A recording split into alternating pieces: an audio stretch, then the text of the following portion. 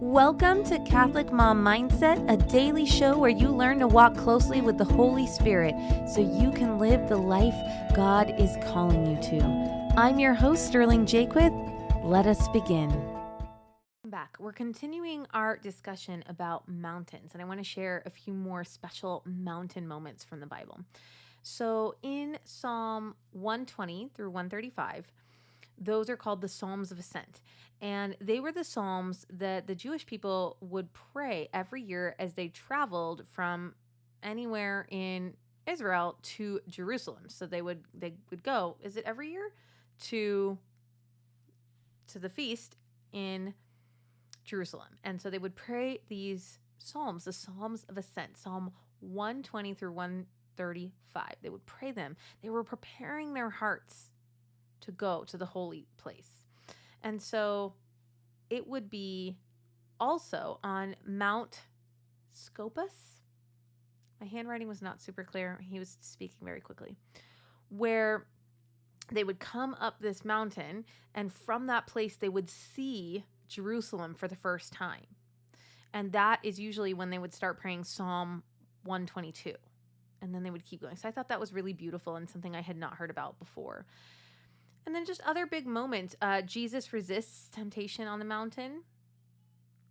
And the night before he calls the apostles, he spends the night praying on the mountain. And I mentioned the Sermon on the Mount. And the Last Supper is on Mount Zion. And then, of course, on the flip side, when Pentecost happens, it's also on Mount Zion. When he ascends into heaven, he does it from a mountain. And Nazareth is also on a hill. Maybe not a full mountain, but definitely a hill. The Transfiguration happens on Mount Tabor. That was that place where I talked about it in the last episode. That Peter, James, and John were like, we'll just hang out here, Lord. That sounds really great. And so not only, I think, does the Bible suggest over and over and over again that we can kind of leave the world, detach from the world a little bit, go on this mountain and encounter God. But then he also asks us to come down from the mountain. Because I think some of us are never going up the mountain. And metaphorically speaking, we're not creating enough time to listen to the Lord, to talk to the Lord. And then conversely, some of us want to go to the spiritual land of prayer and detachment, and we don't want to come back down the mountain because it's pretty nice up there. It's quiet. Maybe there aren't any toddlers up in our mountain. And so I think it's important that we are intentional about both things. That we are intentional about knowing that we were made for heaven, where we can detach from the world and we go, even in our minds, to this mountain place where we contemplate the truth of God, and we really give ourselves over to the fact that we are eternal beings. Because whatever you're worried about right now, probably an earthly thing. So we want to go to the mountain to just like detach enough to go, oh, right. That's where I'm going. God is good. He loves me. But then God calls us to come back down the mountain and live in the world. So we have to do that too. We have to be in the world until he calls us home.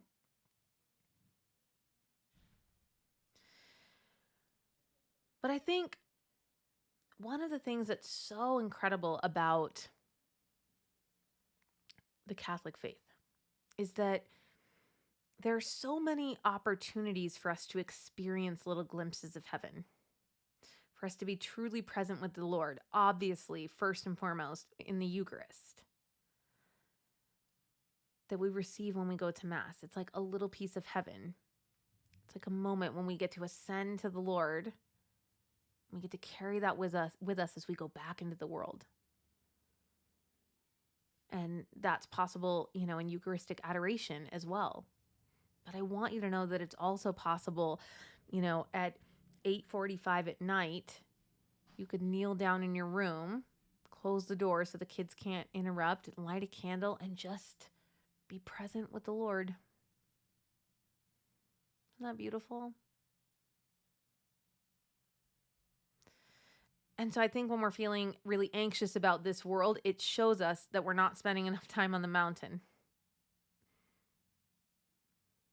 And that it really requires a very intentional separation to go spend this kind of time with the Lord. But I think for most of us, it's exactly what we need. And so I want you to ask yourself, are you spending enough time on the mountain? Are you spending too much time? Do you find too much solace in spiritual reading and religious things, and then you're not spending enough time with your family? Are you just talking at God, or are you giving him enough silence that you can hear him in the whisper? Those are really good questions for us to ponder today, and we'll continue this series tomorrow. Thank you so much for listening, and have a blessed day. I hope you enjoyed this episode of Catholic Mom Mindset. To learn more about growing closer to the Holy Spirit, check out our free resources at madeforgreatness.co. Thank you so much for listening, and have a blessed day.